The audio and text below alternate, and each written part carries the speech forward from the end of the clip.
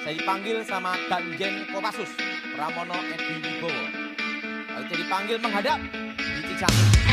Dia bertanya sama saya, "Abdul, apakah ilmu hitam itu ada?" Dan santet itu Apa terjadi? Saya doa. Kenapa? Yang ngomong ini jenderal, bukan kopral. Dan dia ngomong, mana buktinya?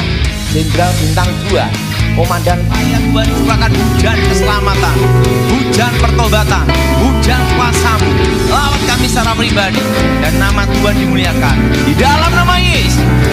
Yang percaya katakan, pas giliran saya ditanya, kamu ingin jadi apa?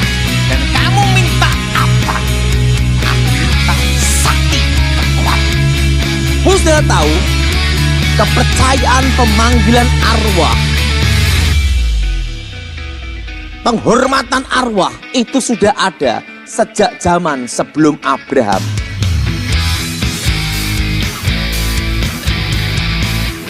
Salam Sobat Ministry Channel, terima kasih terus mendukung channel ini. Saat ini kita akan mendengarkan kesaksian pelayanan Tony. Namun terdahulu mari kita berdoa.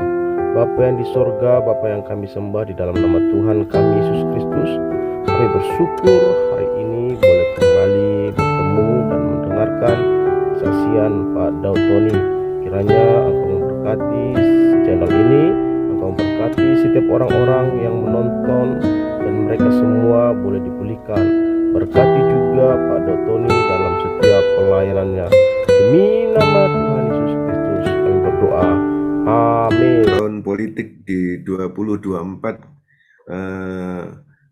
Pastor Daud Tony apa mau menyampaikan signal-signal siapa sih yang akan melanjutkan kepemimpinan di negeri ini? Ini analisa saya, ini keinginan saya. Jadi bukan Tuhan, bukan. Ini bukan Tuhan, bukan. Iya, Bukan. Paulus juga pernah berkata begitu. Ini bukan Tuhan, tetapi aku Paulus. Nah sekarang Pastor Daud Tony Gini. dengan gaya bahasa yang sama, silakan. Cawapres, kalau saya inginkan itu Gibran atau Jokowi sendiri. Tetapi kalau dua ini tidak bersedia, adalah orang yang ditunjuk Jokowi. Orang yang dipercaya Jokowi untuk jadi cawapres. Cawapres nih Pastor Yusa. Karena apa? Ingat di Indonesia, ganti presiden, ganti selera. Nah, kalau tidak dilanjutkan lagi, sayang Pak Yusa. IKN gimana? Tol gimana? Infrastruktur gimana? Kan gitu. Berarti kalau cawapresnya sudah disebut, prediksi Pak Daud, capresnya? Nah, capres kalau saya suka militer. Oh, Kenapa militer? Ingat, kondisi tahun ini beda dengan tahun-tahun yang lalu. Pertama, ada perang Rusia. Rusia dengan Ukraina. Sekarang gini Pastor Yusa. Ukraina itu presidennya penyanyi pelawak. Sedangkan Putin, presiden Rusia, itu adalah militer, intelijen, ahli strategi. Kalau untuk habiskan Ukraina, Rusia cukup 1 minggu. Tapi sama Rusia dibikin lama. Artinya apa? Naboknya lalat, yang kena para gajah kelenger semua. Dia cukup nabok lalat aja, gajah-gajah pada pusing semua. Nah, coba Pastor bisa pikirkan. Untuk buang senjata yang expired, karena ada radioaktifnya, Pastor Yusa. Itu kalau nyewa atau untuk menaruh tempat barang yang radioaktif itu perlu uang yang besar untuk beli 1 pulau. Nah, dengan perang Ukraina, senjata-senjata yang expired Rusia dilempar sana semua, Pastor Yusa. Mengurangi biaya kos. Karena apa? Putin otaknya militer.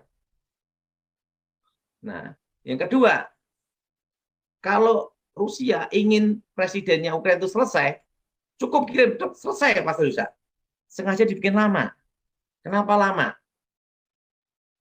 Gas, batu bara, mineral, semua tergantung Rusia. Otomatis menguntungkan Rusia. Betul? Nah, menguntungkan Rusia. Sehingga apa? Semua dikendalikan oleh Rusia dan Cina.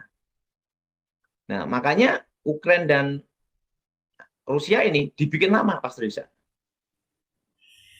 Nah, kalau dibikin lama seperti ini, kondisi seperti ini, mau tidak mau, inflasi. Nah, Indonesia bisa tertolong karena ekspor mineral, batu bara. Yang jadi pertanyaan, kalau tiba-tiba batu bara harganya turun, ekspor Indonesia gimana? Nah, inilah yang memicu inflasi. Tapi batu bara sekarang lagi top-topnya ini. Nah, ini jadi pertanyaan, bila terjadi sesuatu, harga batu bara turun, bagaimana Pastor Yusa? Kan kondisi tidak menentu, betul? Nah, tiba-tiba Rusia sama Ukraina damai, langsung gang. Karena kemarin, waktu sama kawan saya, Indonesia itu selalu yang terakhir. Yang lain kena, Indonesia yang terakhir. Oke, kembali kepada pokok Militer. bahasan militer Ya. tadi. Nah, militer. Pertama, kalau capres dari militer, dia tahu namanya olah yuda, menghitung strategi. Nah, yang kedua, jiwa nasionalis. Yang ketiga, negarawan. Yang keempat, dari rakyat, kembali rakyat, berjuang untuk rakyat, bersama rakyat. Nah, karena apa? Capres dari militer ini tahu strategi. Nah, dan ada jiwa patriotiknya. Nasionalis itu harus ada. Berarti yang akan muncul dari militer di 2024 ada berapa? 1 atau 2 orang itu?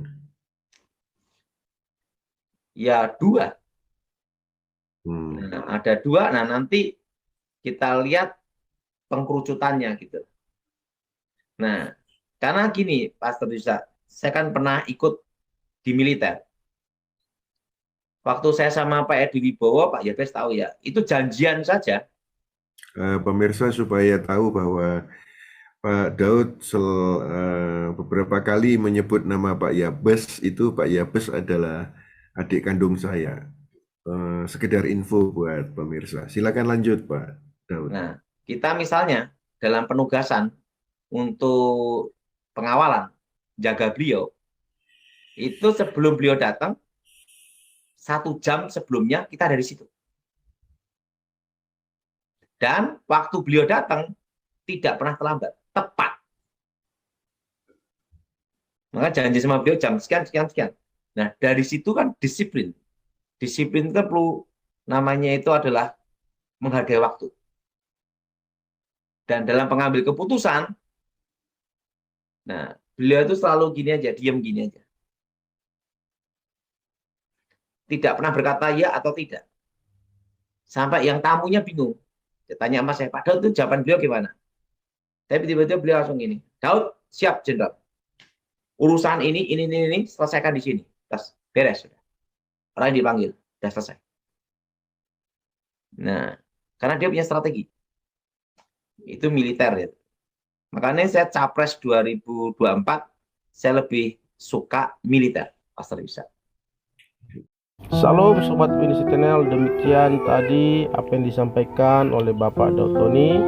Pak Daud Tony mengatakan bahwa ini bukan dari Tuhan, tetapi murni dari dirinya pribadi mengenai capres dan cawapres. Biarlah kita boleh menimbang dalam hati kita masing-masing. Mari kita berdoa. Bapa yang di sorga, Bapa yang kami sembah di dalam nama Tuhan kami Yesus Kristus, terima kasih buat kesaksian dan pelayanan Pak Pendeta Daud Tony. Biarlah Engkau memberkati kami semua, Engkau berkati pelayanan Pak Daud Tony, Engkau berkati channel ini. Biarlah apa yang kami dengarkan melalui kesaksian pendapat Pak Daud Tony dapat kami terapkan dalam kehidupan kami, dan di atas semua Nama Tuhan saja yang dipermuliakan. Terima kasih Bapa yang di surga. Di dalam nama Tuhan kami Yesus